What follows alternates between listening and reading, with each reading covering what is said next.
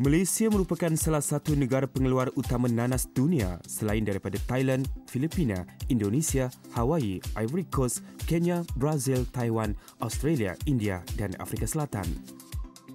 Namun kini, industri nanas negara dikatakan mengalami zaman kemerosotan. Benarkah tanaman nanas akan terus malap untuk bersaing dengan tanaman komoditi utama negara yang lain?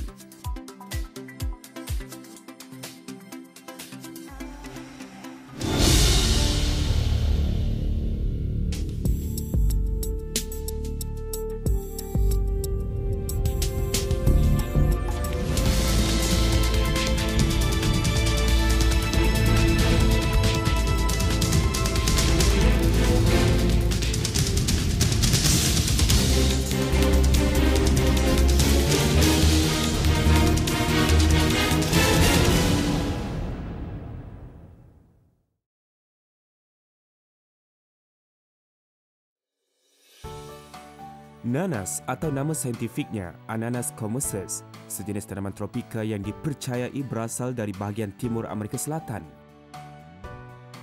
Ia diperkenalkan di tanah Melayu pada abad ke-16 oleh orang-orang Portugis.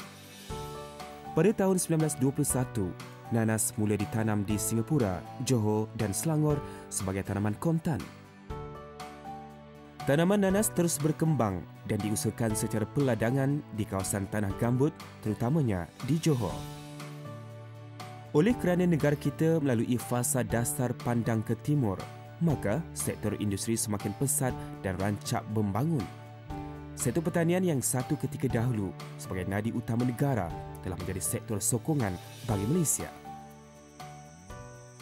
Zaman kemerosotan industri nanas sekitar tahun 1990-an semakin ketara ekoran persaingan dengan tanaman komoditi yang lebih menguntungkan, khususnya kelapa sawit. Buktinya, pada tahun 2012, sektor sawit terus kekal sebagai penyumbang eksport komoditi negara yang terbesar sebanyak 57.5% daripada keseluruhan pendapatan eksport komoditi.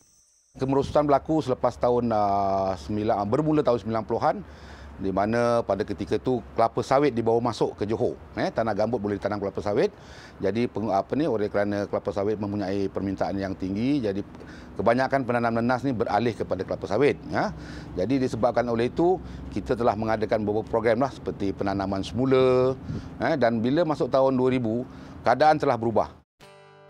Lembaga Perindustrian Nanas Malaysia adalah sebuah badan berkanun yang ditubuhkan pada tahun 1957 yang dahulunya dikenali sebagai Lembaga Perusahaan Nanas Tanah Melayu. Selaras dengan perkembangan industri nanas, perubahan nama agensi ini telah dibuat pada tahun 1992, tertakluk kepada Akta Perusahaan Nanas 1957, Semakan 1990 di bawah Kementerian Perusahaan Utama. Namun, pada tahun 2000, Lembaga Perindustrian Nanas Malaysia telah dipindahkan di bawah Kementerian Pertanian Malaysia dengan mengekalkan peranannya bagi mengawal dan menyelaras industri berorientasikan pertanian. Misi LPNM iaitu memantapkan industri nanas negara sehingga ke tahap penguasaan produk di peringkat global melalui perkhidmatan teknikal dan bantuan fizikal ke peringkat pasaran dan pemasaran secara lebih kreatif dan inovatif, semestinya menjanjikan satu era baru bagi LPNM untuk terus berdaya saing di peringkat global menjelang tahun 2020. Kini kita dah mula mengorak langkah dengan program-program yang lebih komersial. Kalau dulu banyak kita tanam secara kecil-kecilan di mana kita diberikan tanggungjawab, diberikan peruntukan kerajaan untuk membangunkan pengebun-pengebun kecil sebagai social obligation. Kita punya tanggungjawab kepada masyarakat kampung yang dulu menanam nanas memang dianggap sebagai petani miskin. Tapi kini dia berubah wajah.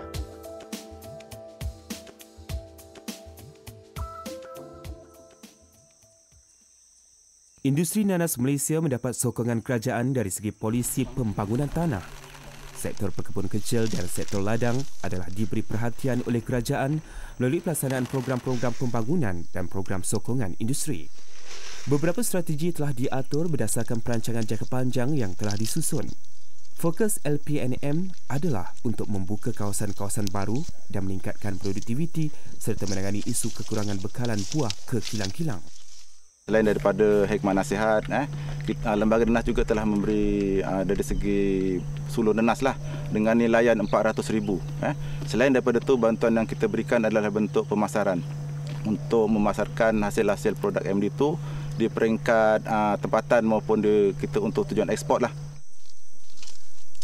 Globalisasi pensejagatan dan integrasi ekonomi dunia bererti persaingan akan menjadi unsur paling utama dalam menentukan kejayaan dan berdaya kekalnya industri nanas Malaysia. Bantuan yang telah diberikan daripada Lembaga Nanas Malaysia iaitu daripada segi suluh. Untuk 10 ekar diberikan 200,000 biji suluh. Untuk seekar diberikan 20,000 suluh.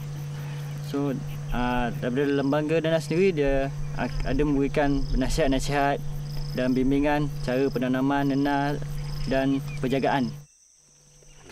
Sebelum pembangunan komoditi lain, industri nanas merupakan penyumbang utama kepada ekonomi negara.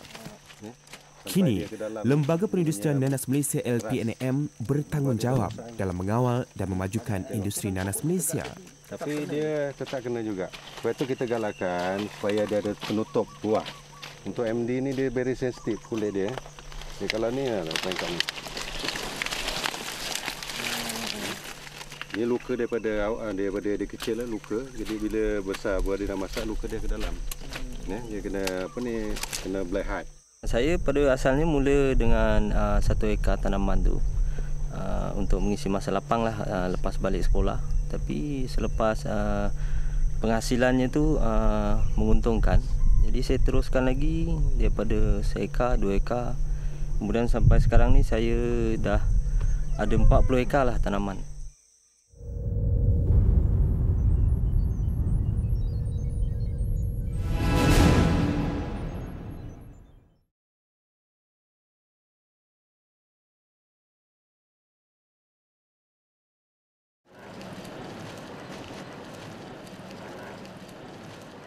Industri pengkalingan telah wujud sejak lebih 100 tahun.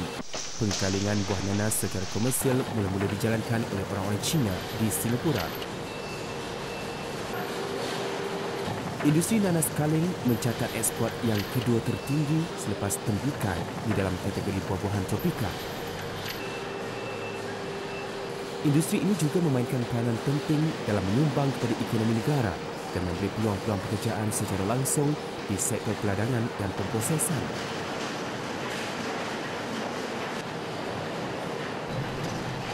Dengan adanya agensi yang bertanggungjawab menjalankan penyelidikan dan pembangunan industri nanas, Malaysia berkemampuan menghasilkan produk yang berkualiti tinggi dan masa upaya bertahan di pasaran utama.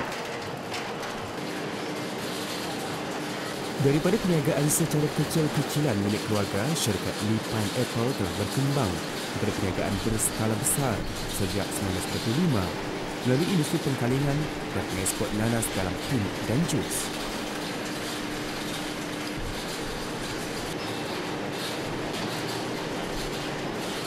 Kita sudah lama dalam pasaran, kita dah ada klien-klien kita sendirilah. Dah lama dengan kita. Jadi sampai sekarang kita kekal lagi lah. Banyakkan kita pergi negeri USA dan Jepun. Yang lain negeri-negeri Arab. Tempatan 20% saja. Buah nanas diperiksa dan digrade kepada 3 grade utama mengikut saiz. Buah yang telah digrade dikupas dan dibuang empulur menggunakan mesin kuang 6. Nanas yang telah dikupas kemudiannya diperiksa bagi membuang saki-baki sisa kulit dengan menggunakan pisau. Kemudian, buah-buah nanas tersebut disalurkan ke slicing machine dan resizing machine untuk pelbagai bentuk potongan. LPNM juga mengambil kira kecekapan, daya saing dan teknologi dalam pengeluaran, pemasaran dan perdagangan. Kami di bahagian Perisian dan Inspektorat Lembaga Perindustrian Nanas Malaysia biasanya akan mengawal, memeriksa kilang lah, berkala sebanyak seminggu sekali. Apa yang kita cek ialah nanas kaling yang dimasukkan dalam tin. Kita cek dari segi keseragaman potongan, dari segi keseragaman warna, supaya dia nampak standard mengikut kitanya piawaian yang ada di Lembaga Nanas. Syarikat yang mempunyai lebih 10,000 ekar tanah ladang dan 1 kilang pengantinan makanan adalah merupakan antara yang terbesar dan paling moden di negara ini. dianggarkan sebanyak 2.5 juta nanas dalam tin dan jus dikeluarkan setahun dengan menggunakan tenaga kerja lebih daripada 1,000 orang. Potongan buah nanas dimasukkan ke dalam tin dan kemudiannya dibawa ke mesin sirap. Larutan sirap dengan pekatan yang telah ditetapkan disediakan berasingan dan diisikan ke dalam tin yang berisi dengan kepingan nanas dengan menggunakan sirapi mesin. Produk-produk yang telah siap disusun di atas palet akan disimpan selama 2 minggu untuk memastikan kestabilan produk tersebut serta bebas dari kontaminasi oleh mikroorganisma semasa pemprosesan dan pengendalian. Pada masa ini, 95% daripada pengeluaran nanas kaleng adalah untuk pasaran ekspor dan lebihan 5% adalah untuk pasaran domestik. Manakala, nanas segar menyumbang 3% untuk pasaran ekspor dan 70% untuk pasaran domestik.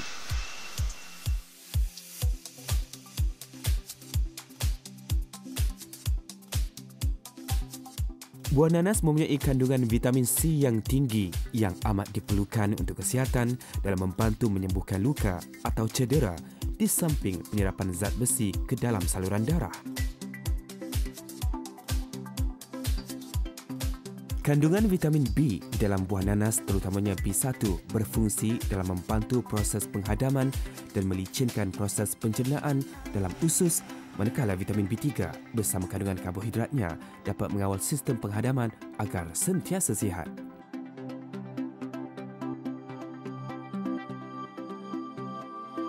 Untuk menghadapi pasaran baru ni, kita perlu bersaing dari segi variety. Jadi saya telah merancang dan telah membawa masuk benih nanas MD2 yang berasal daripada Hawaii. Selepas ke Hawaii, benih ini telah dipindahkan ke Costa Rica dan akhirnya di Filipina. Dan MD2 ini merupakan satu variety nanas yang dah agak lama di pasaran dan mempunyai permintaan di mana-mana pasaran pun. LPNM telah menerima peruntukan sebanyak RM5 juta daripada program NKEA EPP7 dan projek tersebut telah diletakkan di bawah projek pembinaan Pusat Pembiakan dan Pengeluaran Benih di dalam projek Siling Pembangunan. Penyelidikan dijalankan di makmal ini bagi proses pengkulturan tisu didik. Bilik ini perlulah berasingan dan jauh dari bilik pembiakan benih supaya dapat mengelakkan pencemaran dan kemasukan benda asing di tempat pembiakan. Penyediaan media dan larutan stok adalah asas bagi kultur tisu. Media perlulah dibancung mengikut rasio yang telah ditetapkan.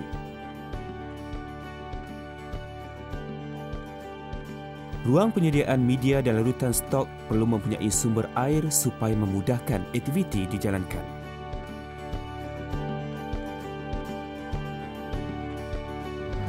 Kita baru perolehi lebih kurang 15,000 benih tisu kaca, di mana tisu kaca ini kita akan transfer ke nursery dan kemudian kita akan pindahkan ke ladang, di mana ladang di sinilah di Ahli Bukit kita belum lagi kita belum lagi transfer kepada pekebun-kebun yang berdaftar lah.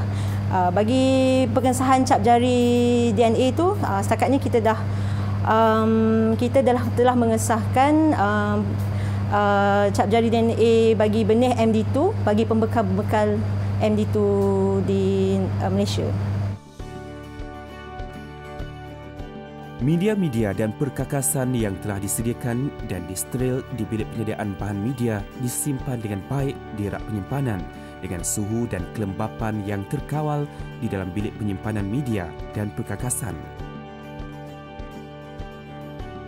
Ruangan ini perlulah bebas dari benda asing seperti habuk dan kotoran bagi mengurangkan kadar kontaminasi pada media-media dan perkakasan yang akan digunakan semasa proses pengkulturan tisu. Benih yang telah dikultur di dalam media akan disimpan di dalam bilik pengeraman benih yang mempunyai bekalan cahaya yang berterusan serta pengawalan suhu dan kelembapan. Benih yang telah mencapai saiz yang sesuai perlulah dipindahkan di bawah penjagaan nursery dahulu supaya benih yang dibiak dalam persekitaran terkawal di dalam makmal tidak mengambil kejutan dengan persekitaran luar semasa proses penanaman di ladang.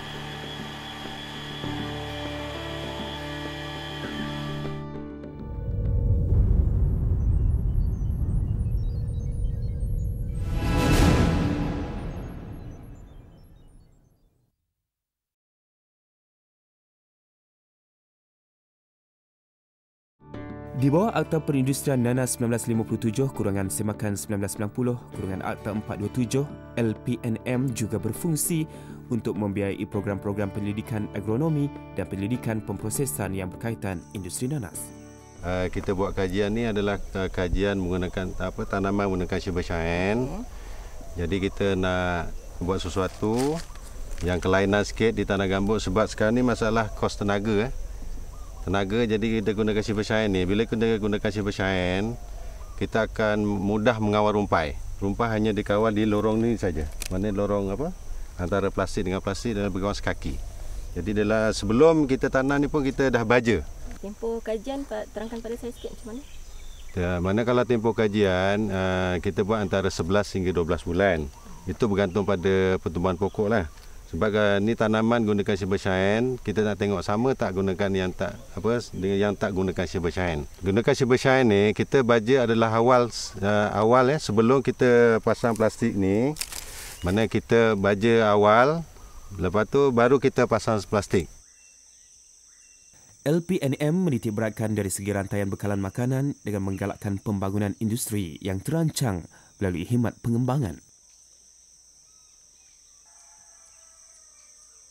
Bermula daripada tahun 2012 kita mulakan tanaman dan sehingga kini kita dah ada lebih kurang 2,000 ekar lah yang dah bertanam, tapi permintaan China yang saya akan pergi ni insya-Allah kita akan menandatangani MOU lebih kurang 100 kontena sebulan. Jadi saya pun tak tahu, masalah saya sekarang ni untuk menanam lebih luas kita tidak mempunyai tanah. Dan untuk komersial punya plantation, untuk kita orang kata boleh pengeluaran yang stabil, yang konsisten, kita sekurang-kurangnya ada seorang pengusaha tu kena ada 50 ekar tanah. Nanas MD2 adalah bakal nanas yang telah dihasilkan oleh Institut Penyelidikan Nanas di Hawaii dan tergolong dalam kumpulan hybrid dengan pendekatan pembiakan melalui sulur. Ia mempunyai ciri daun yang tidak berduri. Kulit buahnya berwarna hijau terang dengan isi yang berwarna kuning keemasan. Bentuk buah nanas MD2 adalah berbeza dengan nanas yang lain, iaitu berbentuk silinder dan mempunyai jumlah mata antara 120 hingga 160 dengan berat mencecah 2.5 kg sebiji. Nanas MD2 mempunyai kualiti yang tinggi dengan rasanya yang manis, tinggi kandungan fiber serta 4 kali ganda lebih tinggi kandungan vitamin C berbanding dengan nanas-nanas lain yang berada di pasaran. Dari segi ketahanan buah, untuk ekspor ke luar negara boleh bertahan selama 1 bulan selepas daripada aktiviti menuai indeks 1. Dari segi tahap kemanisan buah tu, indeks Brix dia iaitu 15 sampai 20% berbanding dengan nanas-nanas lokal ni, kebanyakan dia punya Brix bawah 15%. Kualiti buah MD2 ni sangat baik sebab berbanding dengan yang nanas-nanas lokal macam Morris, MD2 tak lidas. Kulim Pineapple Farm telah terlibat dalam perusahaan nanas MD2 bermula dari tahun 2009. Syarikat ini telah mengimport seluruh benih nanas MD2 daripada negara Filipina. Tujuan pemilihan tanah bukit ni salah satu faktor dia iaitu untuk kemudahan mekanisasi ladang. Sebab kita tanam MD2 ni dalam big scale akan memerlukan ramai pekerja. Tetapi melalui penggunaan mekanisasi ladang, kita akan dapat mengurangkan jumlah tenaga kerja. Perangkaan hasil ini dapat dinilai melalui keluaran tanaman yang dimiliki oleh Kulim Pineapple Farm, iaitu sebanyak 237 hektar dan keluasan kawasan bertanam iaitu 160 hektar. Sebuah unit mesin boom spray ia mempunyai kapasiti 800 liter dengan panjang 40 kaki direka. Mesin ini sangat cekap dalam kerja-kerja membaja, pengawalan rumpai dan pengawalan serangga.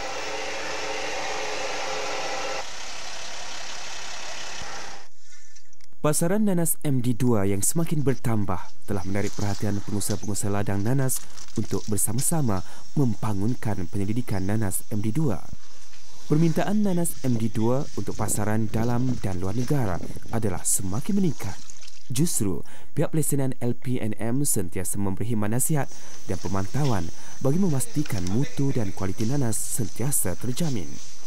Pihak kami daripada Lembaga Nanas Malaysia memantau semua eksporter, pengeksport di seluruh Malaysia, dan JTP Trading adalah salah satu eksporter yang berada di negeri Johor. Pihak kami memantau daripada perjalanan buah itu untuk dihantar ke luar negara, dan juga pihak eksporter hendaklah mematuhi spek sebelum buah itu dihantar ke luar negara. Jadi spek-spek yang ditetapkan oleh packaging house adalah seperti buah mestilah mempunyai berat yang mencukupi seperti 1.5 hingga 1.8 memenuhi keperluan ekspor. Saya memang nakkan perubahan yang besar dalam industri nanas keseluruhannya, tapi fokus saya adalah untuk menanam nanas variety MD2 yang saya sebutkan tadi secara besar-besaran, dan memang kita rasa kita boleh mencapailah matlamat saya untuk mewujudkan beberapa orang jutawan nanas ni melalui program yang kita dah rancang begitu rupalah. LPNM juga turut menambahkan aktiviti-aktiviti industri nanas hiliran dan bernilai tinggi. Mungkinkah sinar ananas komersial akan terus bersinar kembali?